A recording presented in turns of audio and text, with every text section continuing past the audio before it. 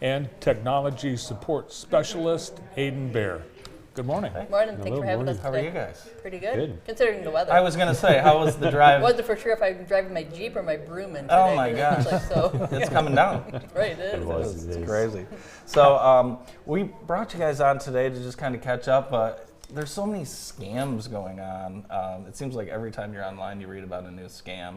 With tax season, are there a lot of scams around this time? There are a lot of scams around tax season, especially the romance scams, right? So you're yes. thinking you found your love online, and then all of a sudden you get your tax refund, and I'll build you that house that we've always dreamed of in the Caribbean, and your tax refund's gone once you give out your credentials. And these stories, like, you think, oh, this is going to happen to me, but it happens to people. It happens to your customers once in a while. Right. And there's no age discrimination, unfortunately, Right. young and old, for that. There are big, huge buildings in Africa where they are just filled with people making phone calls and texting, emailing people, all to get people's money. It's very lucrative business. Yeah. I mean, Yeah. people lose a lot of money, and unfortunately, depending on the type of transaction that it is, it's hard for banks to recover the funds sometimes regarding how they conducted that transaction. And you're on the tech side of things. How are you and your team helping to support your customers and their security? Yeah, so it even hits employees as well. Okay. Inside the bank with getting like My Chart emails, where you would never really link your work email to your My Chart, but that's something people will click on those links. And that's something that we really focus on with phishing attempts to help prevent employees and preferably customers to not fall into those easy click grab situations.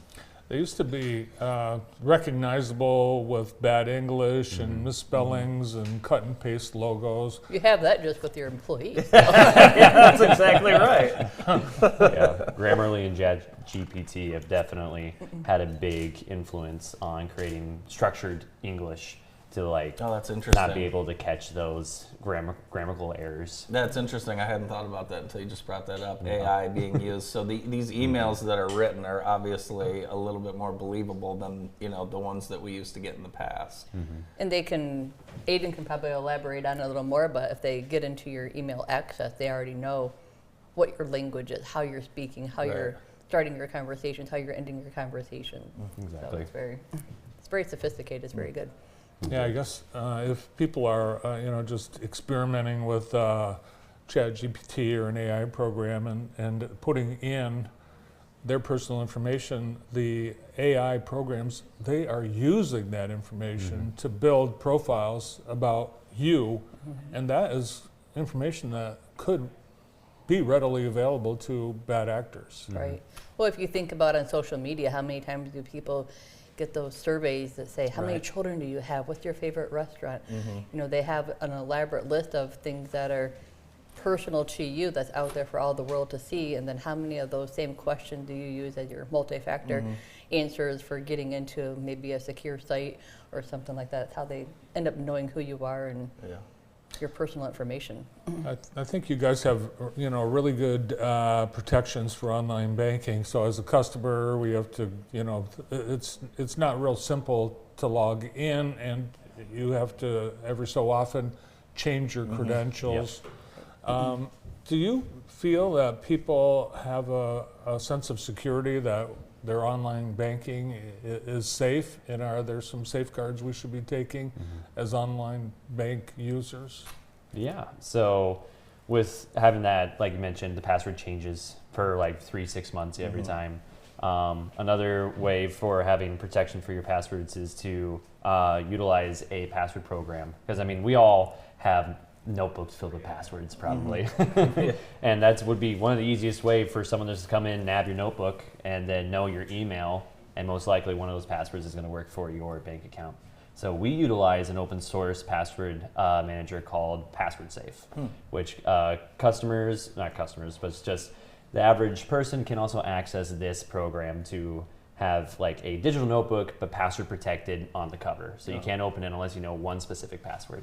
And then all your username and passwords can be in there. Do you recommend like Google or Gmail or Chrome or Safari, they'll do suggestions of secure passwords?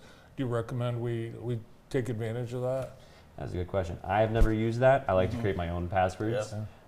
But I think it's a great idea because it's a complete random amalgamation of just letters and characters. I've been doing that because I'm running. I don't know what to come up with for a new password that I will remember. So that's It is part of the good. problem. Aidan had mentioned in a training one time not using the same password for multiple sites. A lot of people Right. think, oh, that's a really great password. I'm going to use it. I'm going to use it for everything. But they hack that one password, then they have the keys to the kingdom essentially. So making sure your passwords aren't always the same and making sure you have, we use a lot of passphrases. So, throwing in words and numbers and special characters are always helpful as well.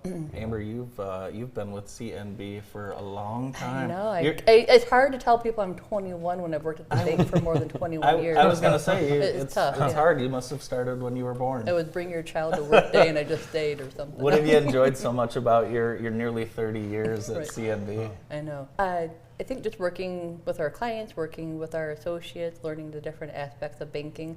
I've always been in operations, so I've always been behind the scenes working in that arena. So it's just interesting, the different channels of technology and the different departments and everything. So How long have you been at CMB, Aidan? I've been for about 3 years. Oh, great. So what should people look for? Checking their online banking. yes, I always say check your online banking like you check your social media account. How many times do you log into Facebook a day? Probably 5 or more, the average person. How many times do you log into your online banking application? Probably next to none a day. Yeah. So, I mean, your online banking is going to show the real story, unlike Facebook. So, Right. if you want the truth, I guess go into your online banking and check those transactions, because it's really important for just everybody to know, depending on the type of fraud or the activity that's in your account. Certain transactions have a limited liability for the return time frame. So if you're only looking at your checking account statement that's going to come in the snail mail, 2 weeks after your statement has cut, it may be too late for you to dispute a transaction. So the faster you notify your financial institution, the quicker for recovery purposes. The fraudsters, if they get the information, they're going to spend it quicker than you're going to identify it. What happens on your end of things if we dispute a debit card charge, say at a resort that was $5,000? Right, so on our cards, we have certain limits attached to certain bins, and a bin is a consumer card, an HSA card, Okay. maybe a business card. You can only spend certain dollar amounts a day just for your protection, because it's not Okay. like a true credit card, it's coming Sure. out of your checking account.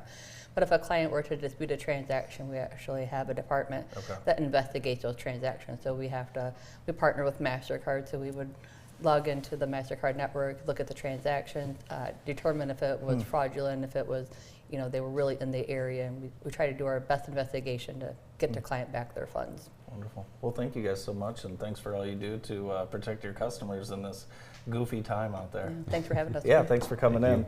From County National Bank, Amber Kohler and Aidan Bahre. More of the show after this. Stay with us.